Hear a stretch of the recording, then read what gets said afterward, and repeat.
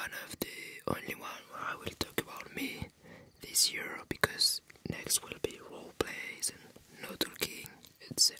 So you know, I try to make one kind of Q&A each year. So I did like this one that was live, and then last year I did this one with Instagram questions. So now I was thinking about telling you 7 surprising facts about me that you never knew. So let's start. Fact number 1, and this one is actually quite funny, because you will see there is a logical order with smooth transition between each fact. So the first one occurs in the morning when I wake up. Fact number 1, I need to clean my ears before I take my breakfast. That's weird. It's like, you know, when you are chewing stuff, you kind of feel your auditive tubes, you know, like when you're in an airplane and your ears are stuck. I don't know how you say that in English. One of the ways to get rid of this is to take chewing gum and chew so that it unplug your ears, you know. Well, it's kind of talk. I don't. What is it? OCD? I don't know. But now I can't take my breakfast if I haven't cleaned my ears before, because it's almost like I can feel the dirt inside when I'm chewing. You know, that the oils that accumulated during the night, stuff like that. So every morning I gotta clean my ears, and then I can eat my breakfast, which is really weird. I don't know if I'm the only one to do this because of this reason, but you know, 97% of the time I actually don't hear anything in my ears, but it's almost like I am aware of it. So I'm cleaning my ears before, so actually I don't hear it because I do this. So that was just fact number 1. That was funny. Fact number 2 is kind of a skill, natural gift I have that is not necessarily useful, but it's funny. I have a very good memory for faces. In French we have a word for that, which is being physionomiste. It's also the name of the guy in front of the nightclub who's like remembering all the people before, so they know if you can enter or not. It's called the physio. So I could be that guy, but I'm not. I will let you try to guess why. But it's kind of fun because I can like recognize someone I know, like a close friend or someone like that, 150 meters away from me, facing his back at night, and I would say, "Oh, that's him. I know him." So that means that I often meet people I know, like when I go in Paris. That is kind of useful because I am usually the one who recognizes first the other one when I know someone like from school, etc. So I have the choice of go talk to that person or hide. That's the useful part. The not so useful part is the kind of the mental entertainment I got from that, which is I imagine people's face when they were younger and how it would be when they will be older. Like, my brain is like face up, but I do that since for years. I mean, even before face up. but I have a mental ability to do that, which is kind of fun. Or I can imagine people when they are bald, like without any hair, and I do that for men and women. What's funny is that when I see someone, like when I take the subway, when I look at the people, all I see first is primates. Like, I am aware that we are all descending the evolution tree, and it's not like there is a straight line for the humans and all the other stuff like animals and trees and vegetables are another tree. No, I'm like, I know that the human is on the same level as all other beings. So when I see a human, I see an animal like any other beings. And then I see those people like wearing cloth and speaking, and I'm like, oh wow, we can speak, that's okay, we are so special. But anyway, so when I see a human, I can see him bald, etc., which is kind of fun. And I make connections and match between people's face and other people's face. That means like I always say something like, oh, look at this dude, he looks like this other dude, idol, or this other celebrity, etc. And I got the same with voices. Like I can remember voices I've heard and make a match with other one, etc. And I have some mental entertainment again when I imagine like I meet new people who has the same voice and kind of language, words, and laugh as another one I know from years ago. And I'm like, what if I put those two people in the same room and have them talk together? It's useless, but the most fun part is imagining people when they are bald. It's useless. But fact number 3, there is a transition.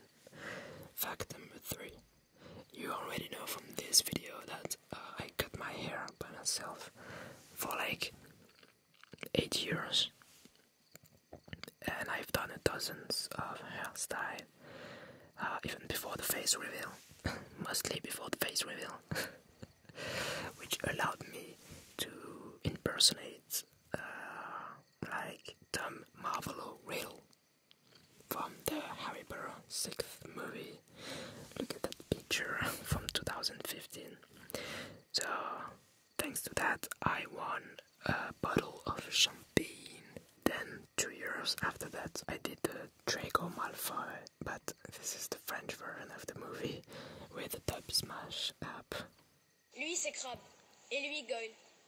Moi je m'appelle Malfoy. Drago Malfoy.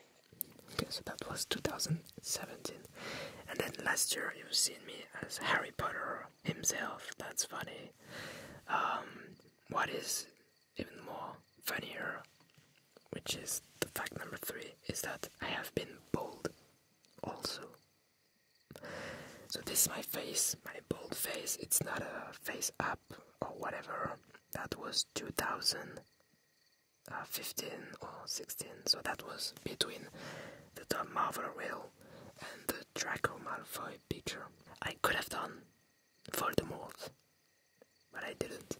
Unfortunately, it would have completed. I mean, I've already done Tom Marvel Riddle, so I kinda did Voldemort in a way. What is fun is that I did Tom Marvel Riddle first, and then I went bald. So I was like the evolution of Voldemort. Fact number 4, and that is kinda weird.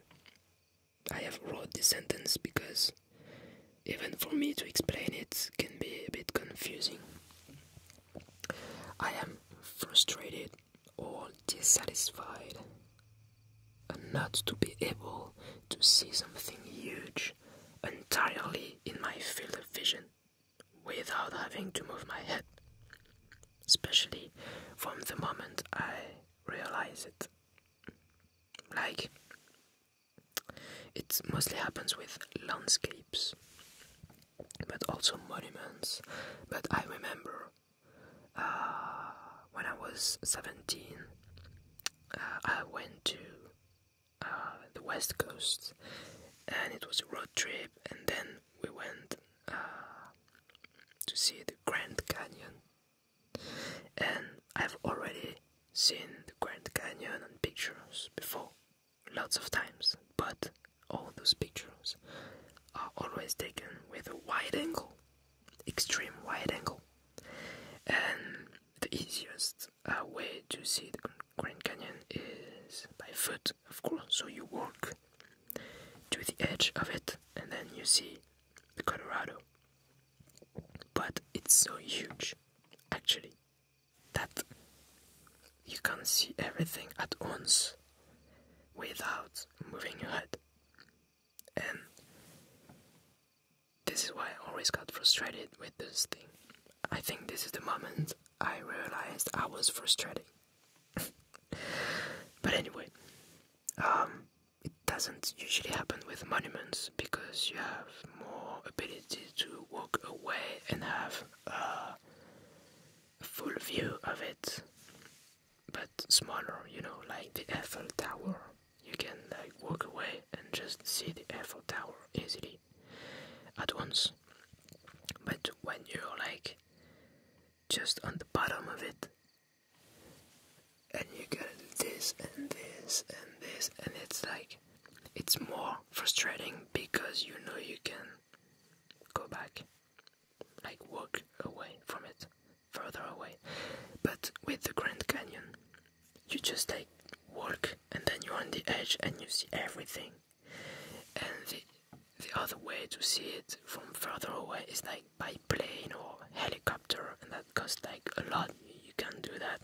I mean, maybe you can, but or with Google Map, but that's not fun. So the only cheap way to see it is not all at once with your eyes. You gotta like do this, and while you are looking at this way, you gotta remember the other way. Like when you do a panoramic picture, but you have to do it mentally. Man, that's hell. I hate that. But that's funny, that's funny. Now, fact number 5. And there is a link to the fact number 4. I am quite sensitive to or mindful of fractals. Fractals. I'm gonna give you some more details, but like if humans were vegetables, I would be a Romanesco.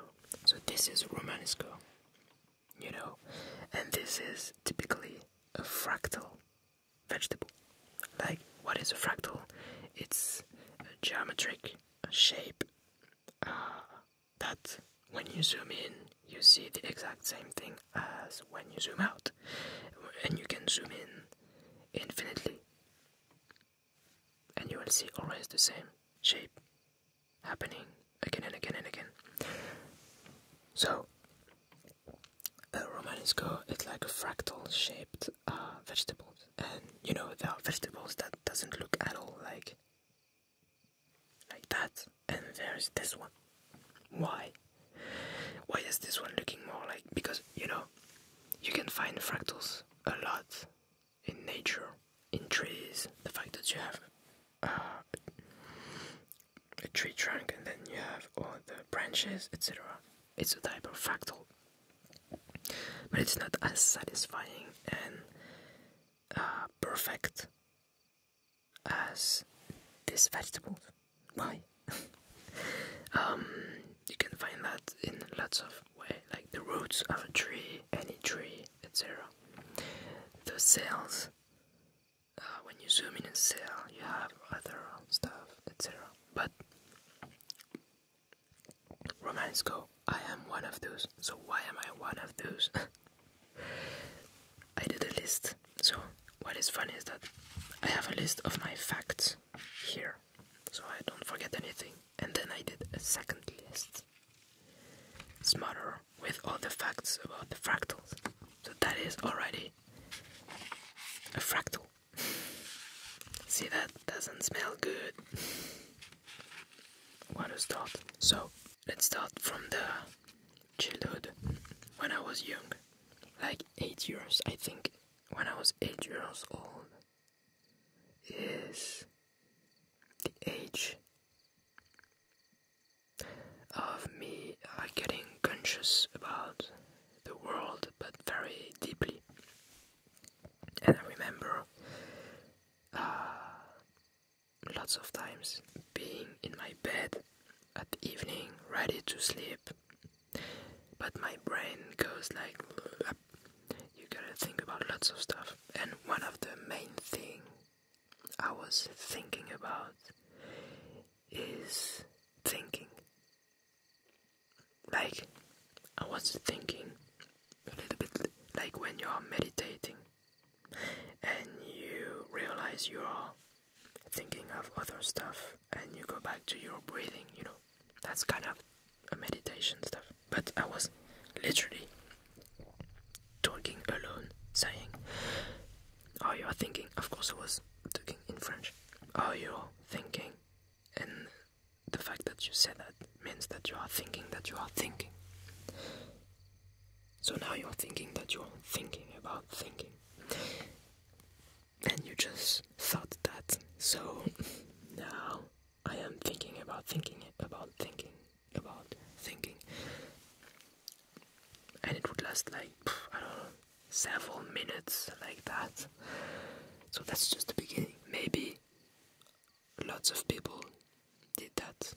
Okay, maybe that's the normal path of being conscious about being conscious about being conscious about being conscious. Wait, I'm stuck in a loop. Okay, so maybe let's consider that's normal. Later on, or maybe at the same period, I had collections. I was collecting stuff like cinema tickets, boxes already, but not the nice wooden box. I just like I just kept like chocolate box, etc. when they were good looking. Lots of stuff. But I had so much collections that when people ask me, oh, what do you collect? I would reply, I have a collection of collection. That's a fractal of collections. And what's even funnier is that, so one of those collections, in my collection of collections, is box collection, right? One of those box was like a square box, and inside there was some smaller boxes. And there was like 7, stuff like that. You know, like the matryoshka, the Russian matryoshka.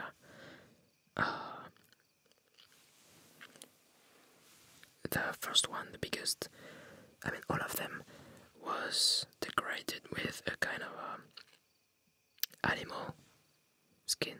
So you had like a zebra on the first one. It was covered in zebra texture, not texture, but image. Zebra skin. Then you open it, you had a second box inside, a little bit smaller, with like tiger stuff. You open it, you had a smaller box with I don't know, lizard stuff like it. And there was like 7 boxes like that. So I had collections of collections, and one of those collections were boxes, and one of those boxes was again boxes within boxes within boxes. It's funny, but that's not all. I was the kind of guy who thought that was very nice and funny idea, you know, to wrap a present within another wrapping, and then you do another wrap, and then a box, and then lots of wrapping on the box, etc. Like everyone at some point did this, was the kind of guy who thought that was a nice and original idea, and I still do. But anyway, I remember when I was a kid, again, 8 or 10 years old, something like that, I did a show to my mom and my brother, where I was wearing several layers of cloth and like some costumes, etc. Was disguised in several characters, but they didn't know I did that. They just saw me like wearing stuff, and I told them, "Hey, come see, I got something to show you." And I was like unclothing myself, showing a new character each time. I was like Spider-Man, and then I was I don't know, some IT guy, something like that, and like a bit like Chandler in France, but like I did a show of that, and I was thinking, oh, that's clever.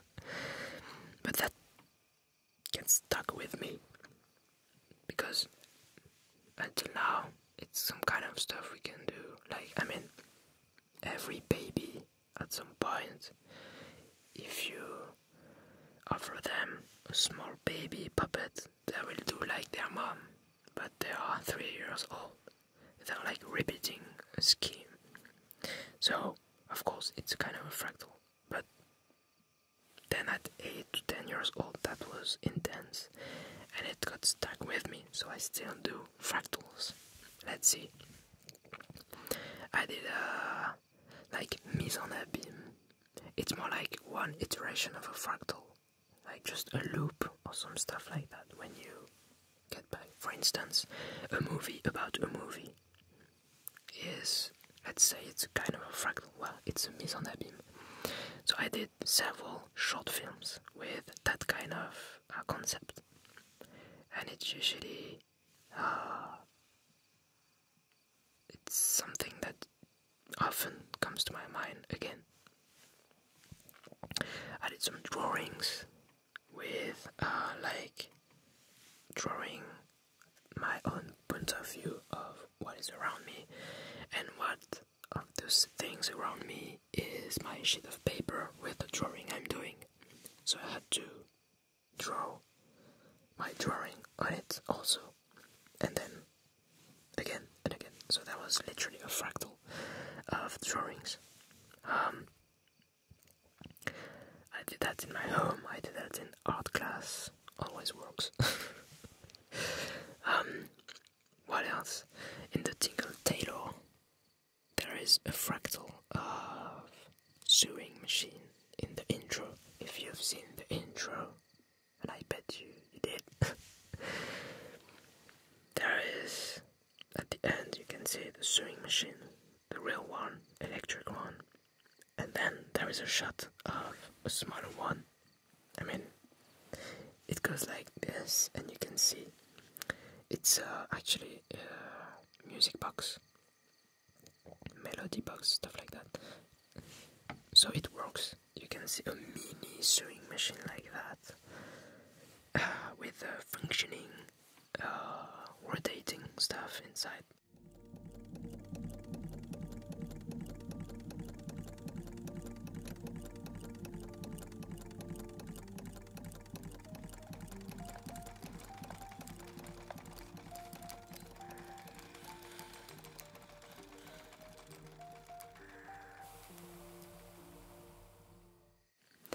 And so that's like a fractal of sewing machine. But after that, I have found during garage sales an even smaller one, which is actually a pencil sharpener, but it's made of metal, and you can turn independently the gears. So actually, when you look at it, you have the big sewing machine, the shortest side of the square. If you take the dimension of the sewing machine, the shorter side is the longer side of the smaller one. So that's what you see in the intro. You see the real sewing machine, and then on the side you can see mini one, the melody box. The long side of it is the mini side of the larger one, and the one I found even smaller, it's the same thing. The shorter side of the melody box sewing machine is the long side of the micro sewing machine. And I also bought a sewing machine that is mid-size between the real one and the melody box. It's like a sewing machine like that is a toy for kids, but an antique toy. So I did a fractal of a sewing machine. I did the same with a typewriter, but you don't see it actually. It's on the side of the TINGLES set design. There is a black underwood typewriter, and on top of it, I think I've placed it the same type of pencil sharpener in metal with a typewriter with a little mechanism, and it's like this side, and it's placed on top of it, and it really looks like the bigger one. So you've got a zoom in, a fractal of typewriter. But it's funny because I always see them in real life. For instance, I went in an exhibition. That is the book of the exhibition. Small is Beautiful. It's about miniature art. And there was one room with an interesting piece of art, you will see. So on one wall there was some mini drawings like that. So one drawing is like this, it's the size of a coin, as you can see.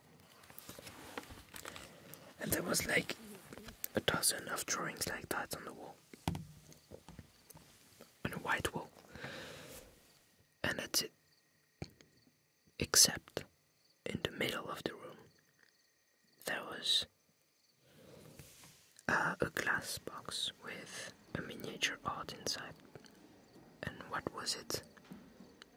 It was miniature art of the room I was working in, actually, with mini art. And in the middle of that miniature art, a miniature art. It's a fractal.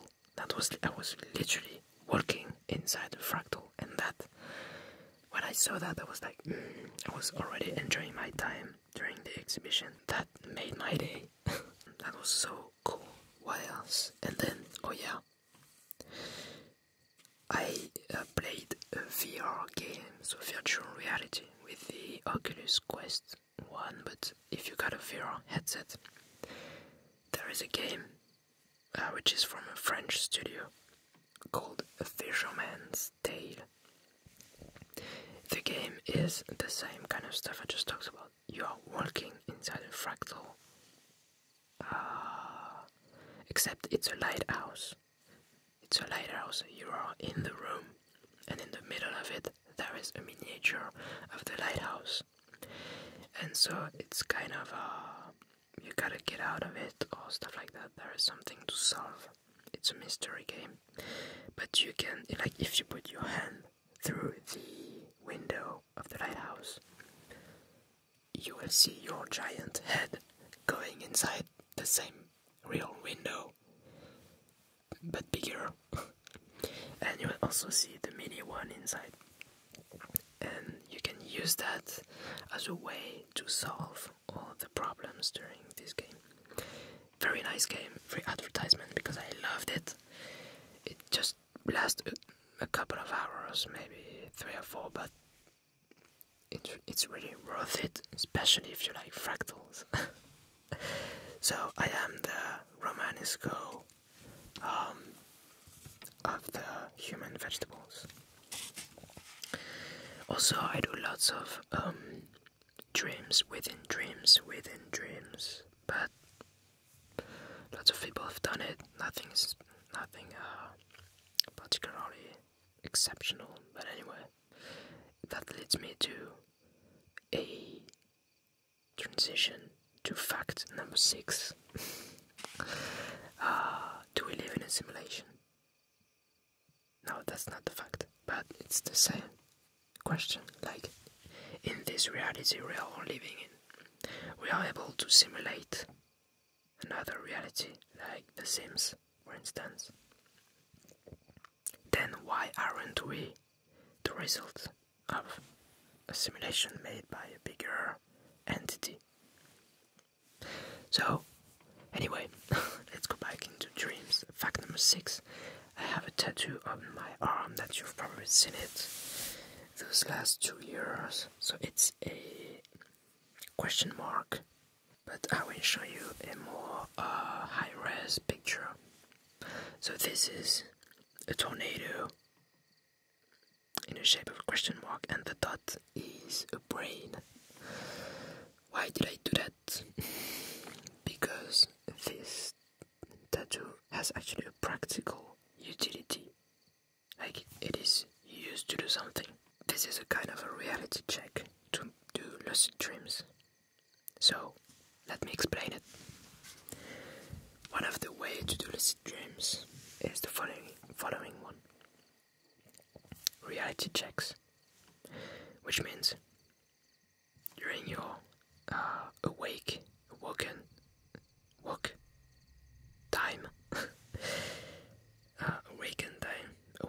state, yeah, let's say that, you gotta ask yourself if this is reality or a dream.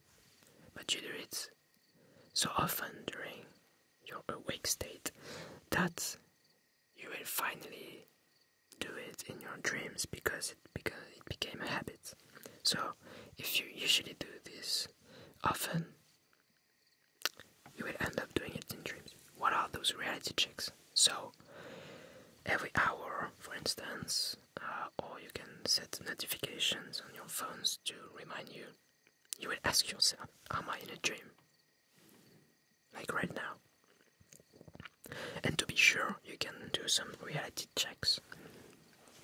Some of them I like because they don't need anything. Is you put your finger here on your palm and you try to go through it. You can't do that in real life, but in dreams, your finger goes through it, and it's kind of funny. It's not freaky. Don't worry. You're like, oh wow, okay, I can do that. But there's no way we are in a reality if that goes through. You can check your hands, check if you have 10 fingers, except if you lost one in real life, of course, or 2, etc. You can pinch your nose, try to breathe in through your nose, and if you can't, you're probably in real life. If the air goes through, that means you're probably in a dream. And also you can read some stuff, or the hour on a clock, look away, and then look back, and the text or the hour has changed if you are in a dream, more likely. In real life, I mean, except the minute of an hour, etc. Of course, it can change, but the text will not change. That's the first step of how to do lucid dreams. But there is some more ways, of course, and one of them is, first, you gotta write your dreams as much as you can, with as much details as you can. The more you do that, the more it will become clearer, the more dreams you will be able to remember with more details. First, that's useful if you want to remember your dreams and remember if you did a lucid dream. Maybe you've already lucid dreamed before, but you can't remember it. So that will help.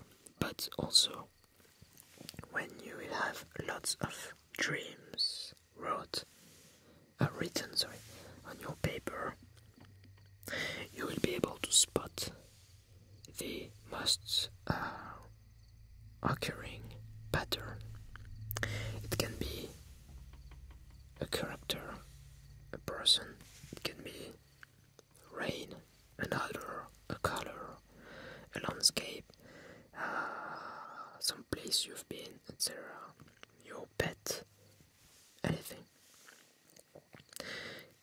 sound, stuff like that. But if you spot a regularly occurring pattern like that, if you spot a pattern, you can use it as a way to trigger a lucid dream. I usually dream about tornado, and I've never seen any tornado in real life, and I am like fascinated by tornadoes. I know that if I see one day, I will film it and run away from it in the same time. But I'm like, whoa, it looks so cool. And at the same time, I don't want to die, etc., etc. And every time I dream of a tornado, I'm like, whoa, this time it's real. Dude, look at that. I'm like taking my phone, filming, I gotta call everyone, etc. And when I wake up, how dumb you are, dude. That was a dream, and you know it. And every time, like even when I see a tornado in my dream, I'm like, oh, the other time before I saw a tornado, that was in a dream. But this time, it's real. No, it's still a dream, actually. So, if I associate the tornadoes with a reality check, every time I dream of tornadoes, maybe that will trigger the reality questioning, and I'm like, oh, maybe that's not real, let's do the reality checks, etc. So I got a tornado in the shape of a question mark because it is a question like, is this reality? Does it need any text?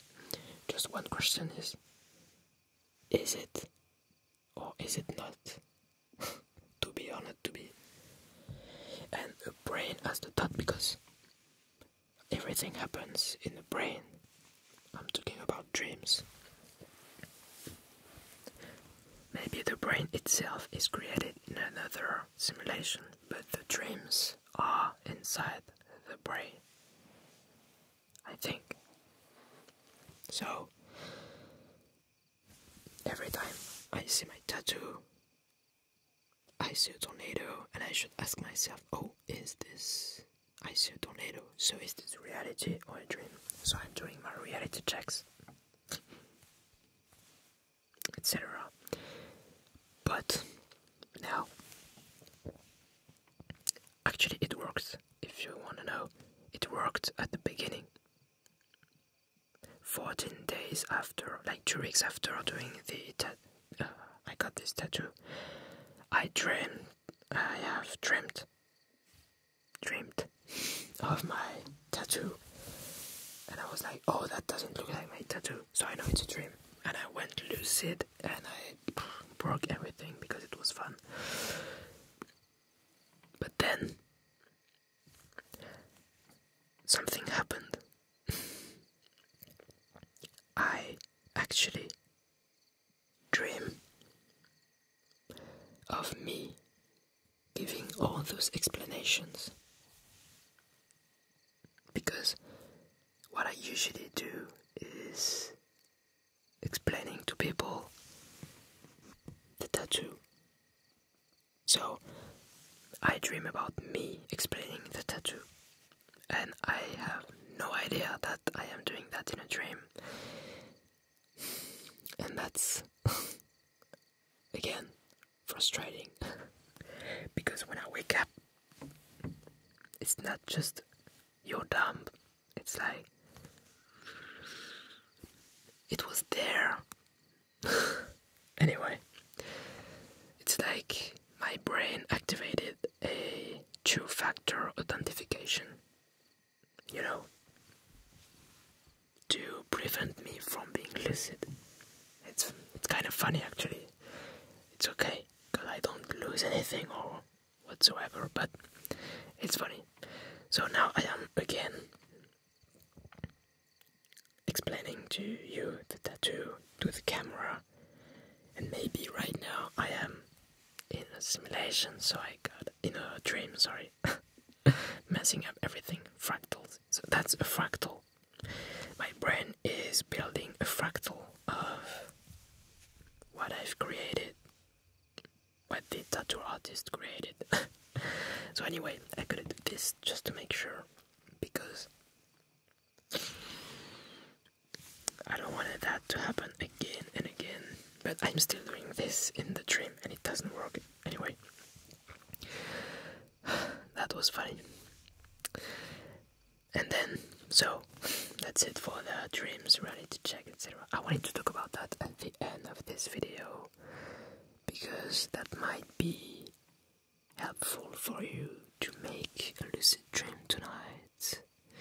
Like, if you are right now in a kind of snoozing state, maybe the fact we've talked about lucid dreams will help you, because you weren't expecting me to talk about lucid dreams.